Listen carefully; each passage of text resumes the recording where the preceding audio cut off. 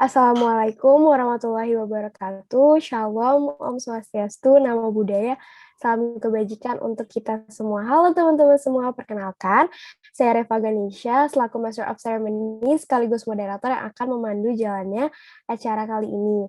Nah, acara kali ini, yaitu video ini merupakan pembahasan mengenai topik yaitu kenali mental health dan bahaya self-diagnose yang akan dibagi menjadi 3 subtopik. Nah, yaitu video pertama mengenai apa yang dimaksud dengan kesehatan mental. Video yang kedua mengenai bagaimana sehat mental pada pelajar, terutama pelajar SMP. Dan yang terakhir, video ketiga mengenai apa yang dapat dijadikan patokan untuk cari tahu kapan perlu datang ke psikolog atau psikiater. Nah, narasumber yang akan memberikan penjelasan mengenai ketiga subtopik tersebut merupakan salah satu pengelola dari Pusat Inovasi Psikologi Universitas Padjadjaran atau PIP Unpad. Nah, bagi penonton yang belum mengetahui apa PIP Unpad, boleh teman-teman panitia di-share screen. Nah, seperti yang teman-teman lihat, PIP Unpad ini yaitu Pusat Inovasi Psikologi Universitas Padjadjaran. Next. Pada tahun 1965, PIP Unpad ini bernama Biro Konsultasi Psikologi Fakultas Psikologi Unpad. Selanjutnya, pada tahun 1967 berubah menjadi Lembaga Psikologi Universitas Padjadjaran. Next. Selanjutnya, pada tahun 1979 tidak berubah nama dan 1991 berubah nama menjadi Laboratorium Pelayanan Psikologi pada Masyarakat Fakultas Psikologi Unpad. Next. Pada tahun 2000 berubah nama menjadi Biro Pelayanan dan Inovasi Psikologi Fakultas Psikologi Universitas Padjadjaran. Next. Pada tahun 2018 berubah menjadi Pusat Psikologi Universitas Padjadjaran, dan yang terakhir seperti yang kita semua kenal yaitu Pusat Inovasi Psikologi Universitas Padjadjaran pada tahun 2020. Next, nah, PIP Unpad ini memiliki 4 layanan. Yang pertama ada asesmen psikologi, intervensi psikologi, riset dan pengembangan profesi, dan tes kemampuan akademik atau TKA. Untuk teman-teman ingin mengetahui bagaimana bentuk layanannya, bisa langsung dicek di website PIP Unpad. Setelah tadi disebutkan bahwa narasumber pada kesempatan kali ini adalah salah satu pengelola PIP Unpad, yaitu Ibu Anggit Sukmawati MPSI Psikolog selaku manajer divisi klinik di Pusat Inovasi Psikologi Universitas Padjadjaran atau PIP Unpad. Ibu Anggit merupakan psikolog klinis anak dan remaja dengan surat izin praktik psikologi atau SIPP. Beliau menyelesaikan pendidikan sarjana psikologi dan magister profesi psikologi di Universitas Padjadjaran dan memiliki kompetensi profesi dalam asesmen dan intervensi anak dan remaja. Bu Anggi juga sedang memperdalam keahlian perkembangan anak, relasi keluarga, dan intervensi psikologis dengan pendekatan bermain dan kelekatan atau attachment. Selain itu, beliau juga telah mengambil sertifikasi Teraplay Level 1. Langsung saja kita sapa. Selamat siang, Ibu Anggit. Selamat siang, Mbak Reva ya panggilannya. Iya. Ya, halo Mbak Reva. Halo Ibu. Bagaimana Ibu kabarnya? Kabarnya Alhamdulillah baik. Semoga Mbak Reva juga yang siapapun yang melihat video ini juga berada dalam keadaan baik dan sehat selalu ya. Amin, amin. Oke, tanpa berlama-lama lagi, langsung saja kita masuk ke topik pembahasan pertama, yaitu apa yang dimaksud dengan kesehatan mental. Langsung saja kepada Ibu Anggit, waktu dan tempat saya persilakan Ibu. Oke, baik. Terima kasih Mbak Reva dan teman-teman dari Fakultas Hukum ya, BEM, Fakultas Hukum. Ini salah satu kegiatan yang baik sekali gitu ya, memberikan informasi kepada masyarakat. Kalau untuk sesi kali ini khususnya untuk remaja-remaja, siswa-siswa sekolah menengah pertama gitu ya. Kemarin sempat ketika dikontak oleh teman-teman di Fakultas Hukum, teman-teman mahasiswa Fakultas Hukum, saya juga sempat bertanya nih, kira-kira apa sih latar belakang gitu ya, apa sih kira-kira yang mendasari teman-teman ingin membahas mengenai materi ini. Nah, memang karena anak remaja sendiri gitu ya, remaja pada usia 12 sampai dengan 15 tahun, memang cukup banyak perubahan yang terjadi pada dirinya gitu ya, dan itu sangat bisa jadi sebagai remajanya sendiri ada yang menyadari, ada juga yang tidak menyadari, ngeh atau nggak ngeh sih sama perubahan-perubahan yang terjadi pada dirinya. Nah, mungkin teman-teman di sini juga semua ada yang sekarang kelas berapa nih? Kelas 1 SMP yang melihat video ini, atau 2 SMP, 3 SMA, atau mungkin baru menginjak masa remaja gitu ya. Bisa nanti kita berdiskusi lebih lanjut mengenai apa saja sih yang kira-kira teman-teman ingin ketahui. Nah, berkaitan dengan bidang ilmu yang saya dalami, gitu, saya dari Pusat Inovasi Psikologi Universitas Pajajaran.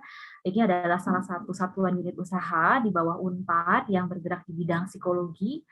Kami memberikan layanan kepada masyarakat gitu untuk membantu masyarakat yang kira-kira membutuhkan layanan-layanan psikologi. Nah, memang karena bidang ilmu saya juga adalah psikolog klinis anak dan remaja, jadi cukup banyak menemui klien-klien gitu ya, adik-adik remaja yang membutuhkan misalnya konsultasi, atau sekedar ingin bertanya, atau misalnya cerita tentang apa masalah yang dialami, itu juga cukup banyak. Makanya kalau saya di sini melihat tadi dari judul yang sempat disampaikan adalah tentang kesehatan mental. Nah, kita pada 3 sesi ini, atau sesi pertama ini, kita akan coba cari tahu sebetulnya apa sih sehat mental itu. Mungkin adik-adik remaja juga sudah mulai apa ya, pernah dengar atau misalnya sudah bisa baca dan lihat di media sosial, di berbagai website, postingan-postingan Instagram gitu ya, banyak banget yang ngebahas tentang mental health. Apa sih mental health itu? Apa sih kesehatan mental itu, khususnya pada masa remaja? Nah, yang pertama kali kita ketahui adalah siapakah remaja itu. Masa remaja itu biasanya kalau dari usia atau tahap perkembangan ada di usia 12 sampai 15 tahun. Nah, pada masa ini boleh kita lihat di slide berikutnya.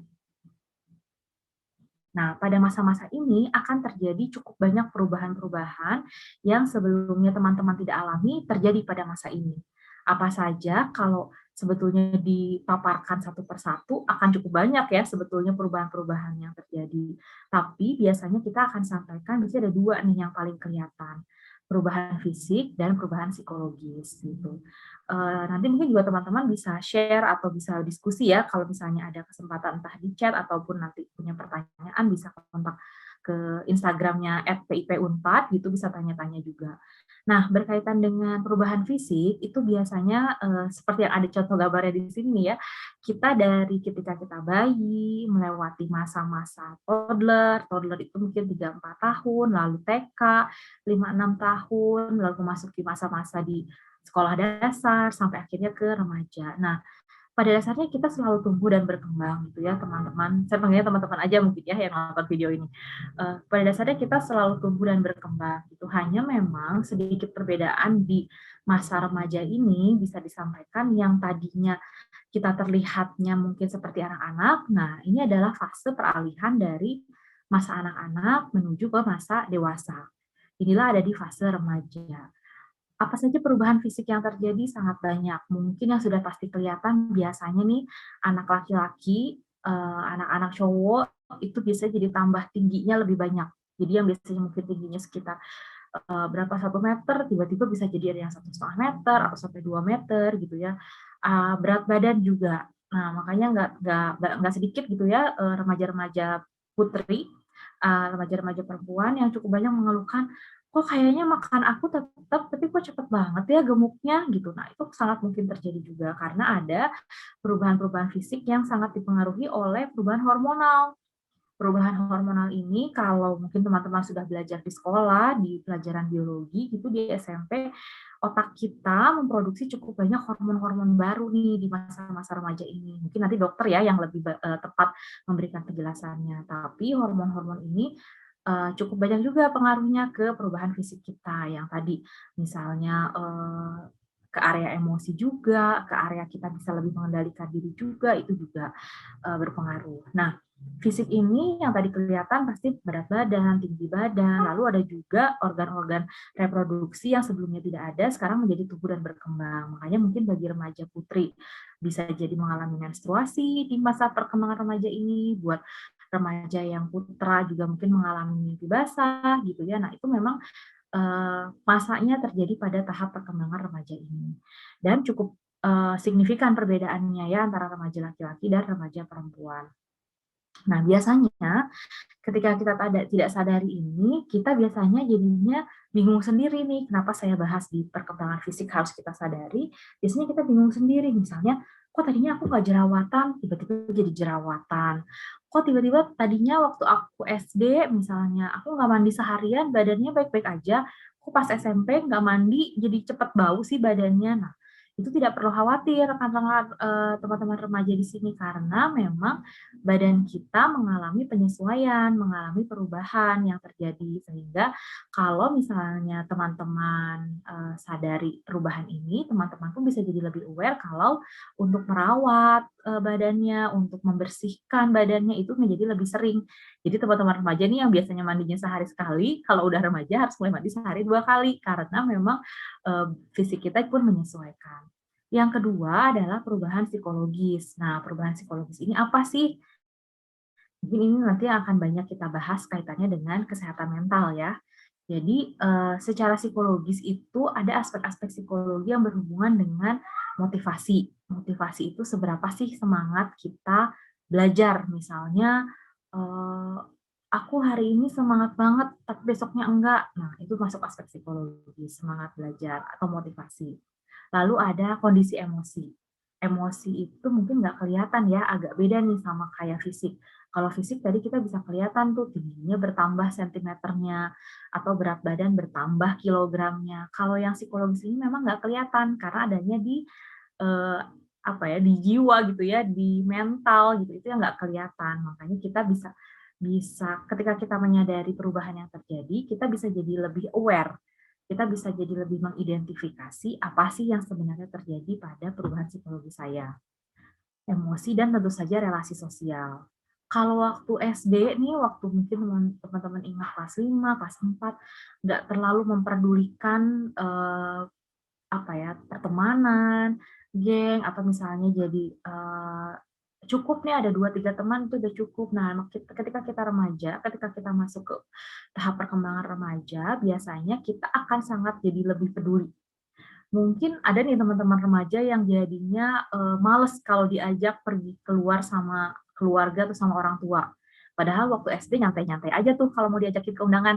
Misalnya sama ayah sama ibu, yuk ke undangan temenin mamah misalnya. Hayu-hayu aja gitu ya kalau waktu SD. Kalau remaja, males, mendingan juga nongkrong sama teman misalnya gitu. Atau mendingan juga chatting sama teman, atau main game online sama teman buat anak-anak cowok. Nah, itu juga terjadi.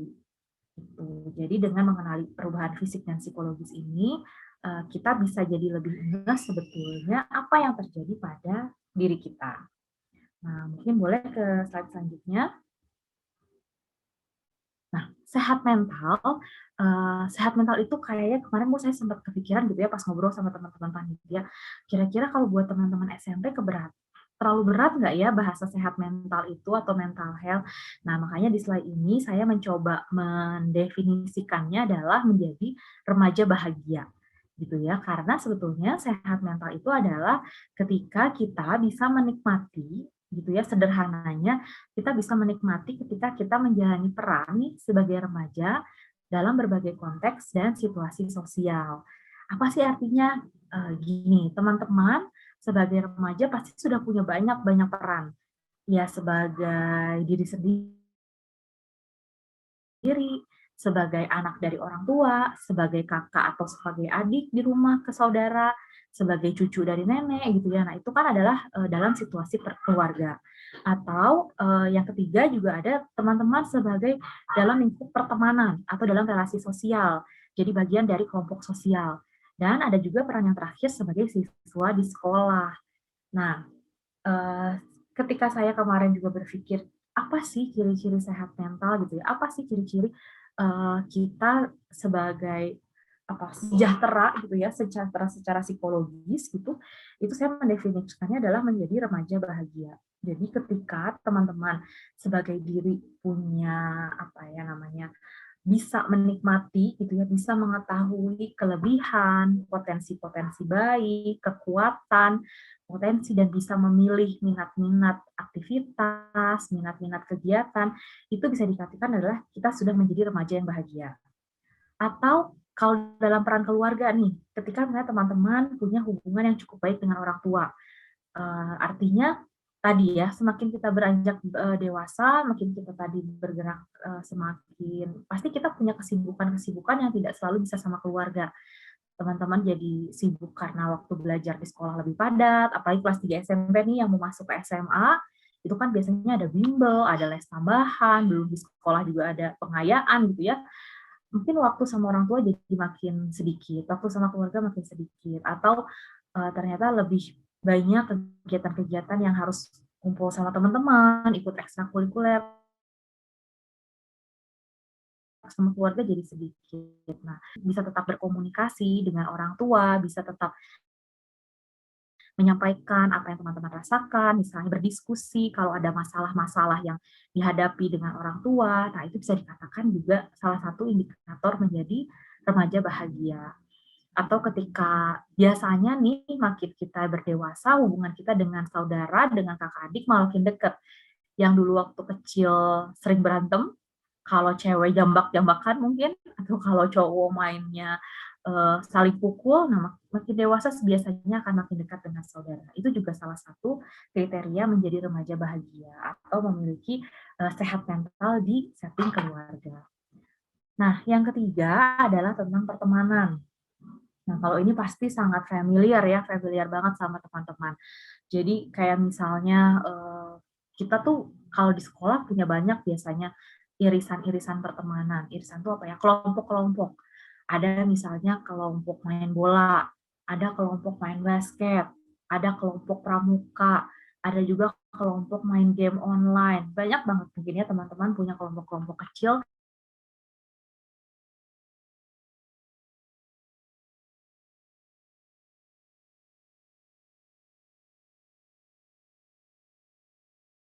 Karena mungkin pertemanan itu tidak selalu mulus ya.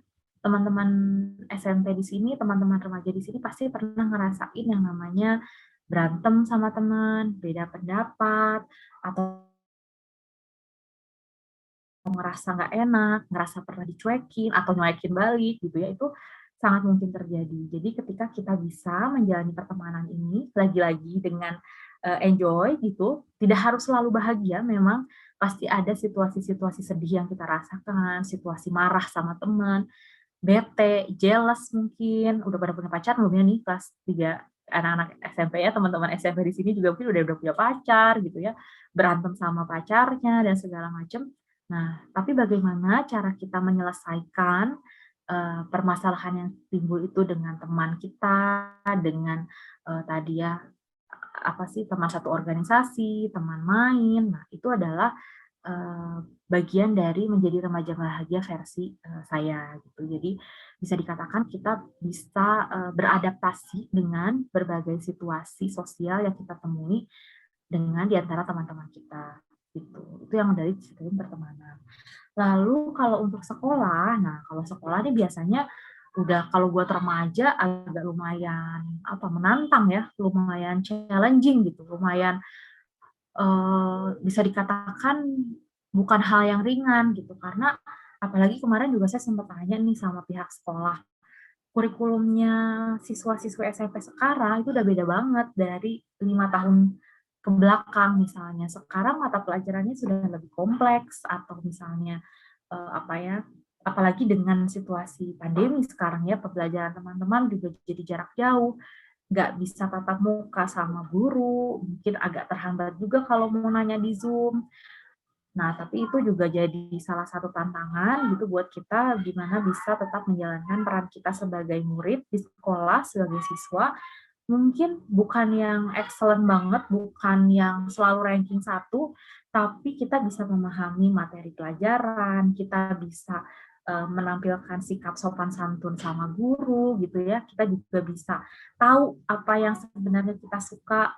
Nanti sebenarnya pengen nih ya kalau kapan-kapan ketemu gitu sama teman-teman SMP tanya, udah punya belum sih mata pelajaran kesukaan di sekolah? Udah tahu belum sih misalnya nanti SMA pengennya ngambilnya jurusan IPA atau IPS gitu. Nah, karena untuk menikmati proses belajar di sekolah, kita pun harus tahu dulu apa yang sebenarnya kita senangi. Termasuk nanti lebih jauhnya tentang metode belajar, macam-macam loh ternyata teman-teman metode belajar itu. Ada yang misalnya belajarnya sambil dengerin musik, Atau ada yang belajarnya harus di tempat sepi. Tapi ada juga yang belajarnya itu harus rame-rame gitu ya sama orang lain. Nah, itu juga ada. Nanti kita bisa cari tahu. Nah, berikutnya, di slide berikutnya. Ya. Nah, ini nih slide terakhir pada sesi ini. Jadi kita nanti akan bisa lihat apa aja sih gitu ya permasalahan-permasalahan umum.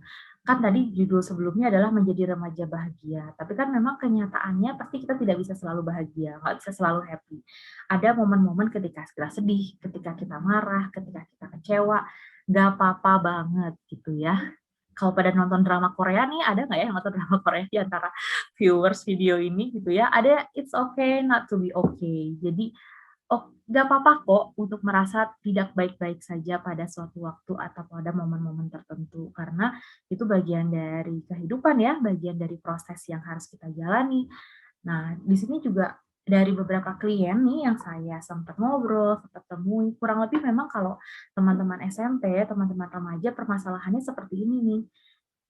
Bener nggak ya istilahnya, mungkin nanti bisa ditanggapi ya sama Mbak Reva, mager misalnya, aduh apalagi kalau udah hubungannya sama sekolah, ngerjain tugasnya bejibun, ulangannya tiap hari, ada ulangan dadakan, tuh bawaannya bosen, males belajar gitu ya, itu mager.